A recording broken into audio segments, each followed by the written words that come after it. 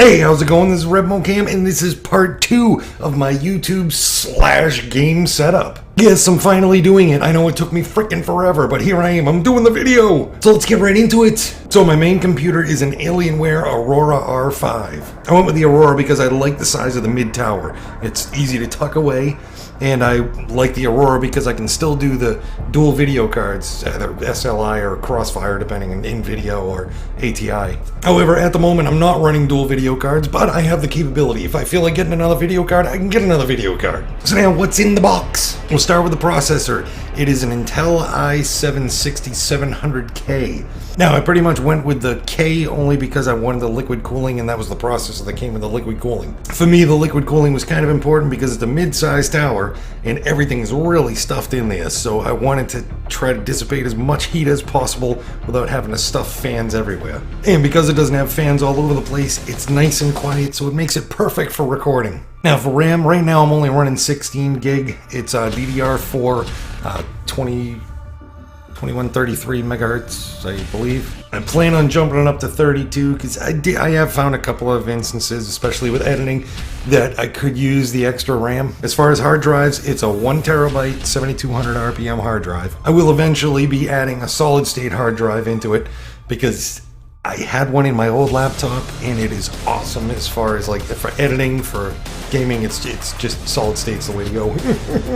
Now power supplies, I opted for the biggest one they had because I went with the liquid cooling, and that's the one that I had to get in order to do the liquid cooling, but it's the 850 watt power supply. That way I can do dual video cards, not have to worry about it. Won't have any issues as far as power goes. And right now I'm running the NVIDIA GeForce GTX 1070 Founders Edition with 8 gig of video RAM. Now, as far as all the other little options on this rig, it has so many freaking USB ports, I have no idea what to do with them. Let me see, what do I got? On the top, I have 4 USB 3.0 ports. In the back, I have 2 USB 3.1 ports, 3 more USB 3.0 ports, and 6 USB 2.0 ports. Now on to the monitors. I run 2 24-inch monitors. One's a Dell and one's an AOC. Neither one of them are big fancy schmancy friggin' monitors, they're just monitors. But I do prefer running 2 different company monitors. If I had 3 monitors, I'd be running 3 different company monitors.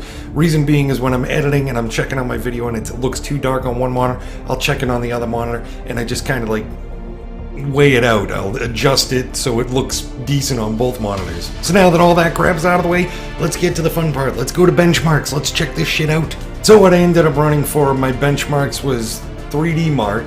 It's just the demo, but it's still, I mean, it works. And I started off with Time Spy. This one I ran, all of them I ran about 3 or 4 different times with different drivers. And on this one, my best score that I got was 5,356 overall.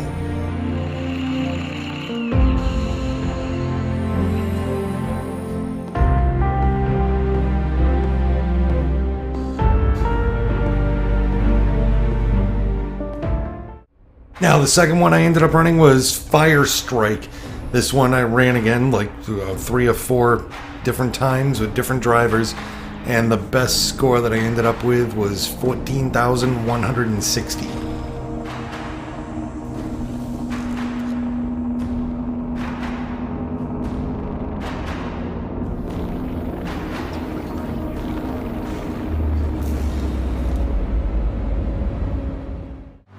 Now the third one I ran was Skydiver, and in this one, after trying a few different drivers, again, I got a score, my top score was 31,149.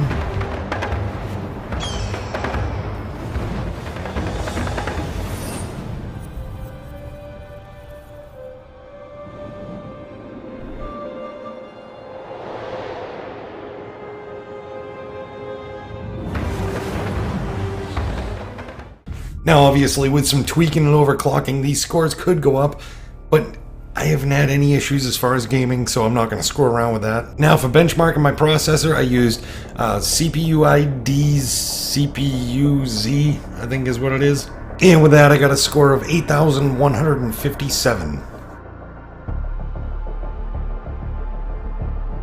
Again, it could be increased by overclocking, but why bother? So there's a rundown of my computer. As always, thank you guys so much for watching, and until next time, see ya.